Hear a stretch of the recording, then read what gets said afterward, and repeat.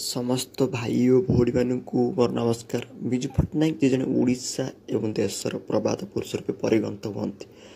आपण तो भल जानते कि इंडोनेशिया राजा को से विपद रक्षा कर भूमिपुत्र उपाधि हासिल करते, किंतु आपण मैंने यह जान ना पिला बेलर एक रोचक कथा को। से रोचक कथाटी हूँ कौन ना पिला दिने मरु मरु बंचते विजु पट्टनायक अर्थात एक नुआ जीवन पाई। कथाटी हूँ से जिते विजु पट्टनायक को 6 वर्ष होता, तो से 6 वर्ष होता समय देह खराब हो गला। कहला कि पूर्वदंत पाखे आपेंडिक्स ऑपरेशन न करागले विजु पट्टनायक मृत्यु हो।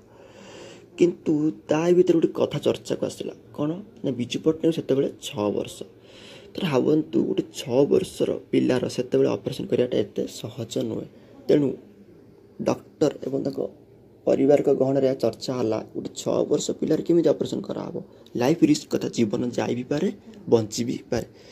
तो यार भितर विजु पट्टनायक जी से 6 वर्ष होते से डॉक्टर को कहले ये डॉक्टर आपण चिंता करंतुनी, भय करंतुनी, मोर जमी ऑपरेशन कराया सेमती ऑपरेशन करंतु, मु भय करिविनी, मु सब प्रकार कष्ट को सही पारि। तो एक कथा शुणिकी से डॉक्टर को मन बहुत कॉन्फिडेंट आसला और छानिया हो गले डॉक्टर जनक कि 6 वर्ष शिशु एमती कथा केमी कहीपर जिते कि सब लोक ऊपर छानिया हो रही। तो से डॉक्टर जानते कि ये 6 वर्षर शिशु जहाँ को आम विजु पट्टनायक रूपे जानूचे से दिने महान पुरुष रूपे परिगणित हे देश और राज्य। सत सत्या से भी होता, कारण आपण माने आपण विजु पट्टनायक के साहस नेता रूपे जानते कि से साहस विजु बाबू से आगुरी साहस थे, अर्थात 6 वर्ष बयस साहसर परिक्रमा देखा जाता।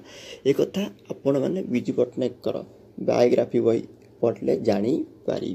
ठीक अच्छे, तो मुझे टॉपिक को शेष कर टॉपिक उपर आपण मतामत कमेंट निश्चय जनइबे। समस्त नमस्कार।